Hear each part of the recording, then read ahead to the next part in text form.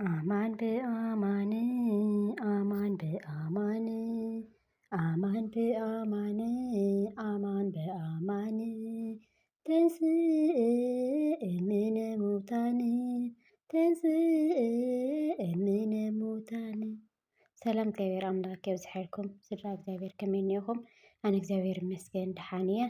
እሺ ሽምባን ሎማዓንቲ ከዓ ሰሙነ ድሕሪ ትንሳኤ ዘለዋ ሰሙናት ሒዘልኩም መፅእ ኣለኹ። እስከ መጨረሻ ሓቢርኩም ተኸታተሉኒ። በስመ አብ ወወልድ ወመንፈስ ቅዱስ አሐዱ አምላክ አሜን። ክርስቶስ ተንሥአ እሙታን በዐቢይ ኃይል ወሥልጣን አሰሮ ለሰይጣን አግዓዞ ለአዳም ሰላም እምይእዜሰ ኮነ ፍስሐ ወሰላም አሜን። እግዚአብሔር አምላክ ፍስሐን ሰላምን ይግበረልና።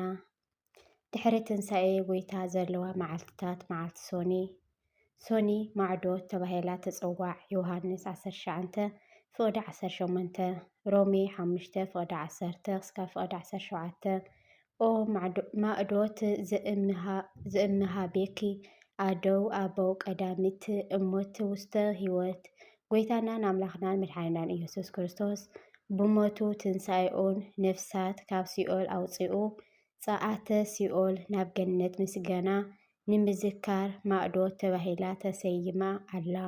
ማዕዶት ማለት ምስግጋር ማለት ከም ምዃኑ ነፍሳት ብዕለተ ዓርቢ ስቕለት ጎይታ ብኣካለ ነፍሲ ናብ ሲኦል ወሪዱ ናጽነት እንትሰብከሎም ሓራ እንተውፅኦምን እኳ እዚኣ ማዕዶት ተባሂላ ትጽዋዕ ዘላ ሶኒ ነዚ ኣቐዲሙ ዝተፈጸመ ግብሪ ተዘክርን ተስተንትንን ምስጋና ብዕብራይስጥ ፓሳሕ ምስ ዝብል ቃል ይመሳሰል። ትርጉሙ ከዓ ፋሲካ ምስጋና ምሕላፍ ዝብል ትርጉም ይህብ።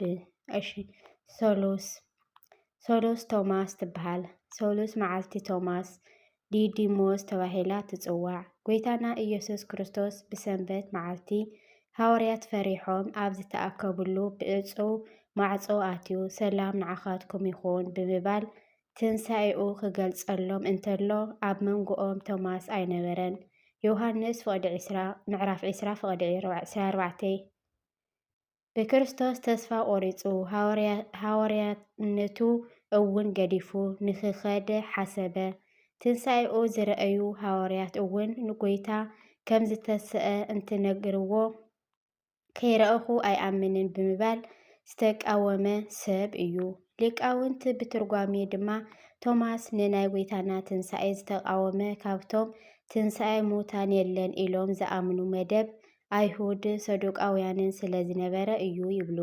ጎይታ ግና እንድሕር ዘይኣምን ደኣ ናይ ባዕሉ ጉዳይ ትንሣኤ ንምርኣይ ምስ ሃዋርያት ክጸንሕ ምተገብኦ እንተይበለ ንሓደ ድኹም ተጠራጣርን ሃዋርያ ክብል ንቶማስ ካብ ጥፍኣት ንኽምልስ ዳግማይ ግዜ ተገለጸሎም። ካብዚ ግዜ ንቶማስ ኣማኒ እምበር ዘይኣማኒ ኣይትኹን ኢሉ ንሓጢያቱ ቆኖና ሂቡ ንዕይንቱ ድማ ችንካር ዝወግአን ኣእዳወይ ኣእጋረይን ረአ ኢሉ ንቁስሉ ዳህሲሱ ንኸረጋግጽ ገይርዎ።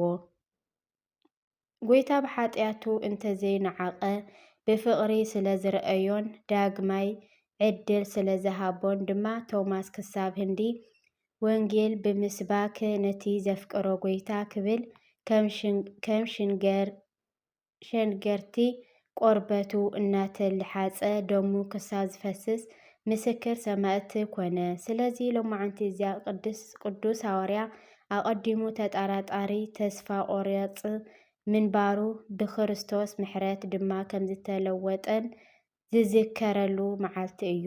ንሕና ኸ እንታይ ንጠራጠር ንህሉ? ናይ ዘርኣውነት ሰዱቃውያን ዶ ይሕዘናሎ? ይኸውን ሰላምን ጥዕናን ብጎይታ ምዃኑ ሓዳርን ውላድን ኣብ ኣምላኽ ምዃኑ ዘይኣመና እንተሃሊና ከም ቶማስ እንምለሰሉ ሰዓት እዩ። ኣሜን። እግዚአብሔር ኣምላክ ዓይነ ልቦናና ያብርሀልና። ኣመንቲ ዳ እምበር ተጠራጠርቲ ኣየግበረና። ኩሉ ነገር ብእግዚአብሔር ከም ዝኾን ኣሚንና ንኽንጓዓዝ እግዚአብሔር ዓይነ ልቦናና ያብርሀልና።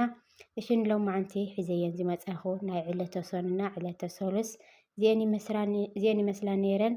ኣብ ጽባሕ ናይ ዕለተ ረቡዕ ሒዘልኩም እስካብ ዝመጽእ እስካብ ጽባሕ ድሓን ሕደሩ። እግዚአብሔር አምላክ ስሙ ዝተመስገነ ይኹን። ወስብሐት ለእግዚአብሔር ልዑል ወለወላዲቱ ድንግል ወለመስቀሉ ክቡር ይኹን። አሜን አሜን።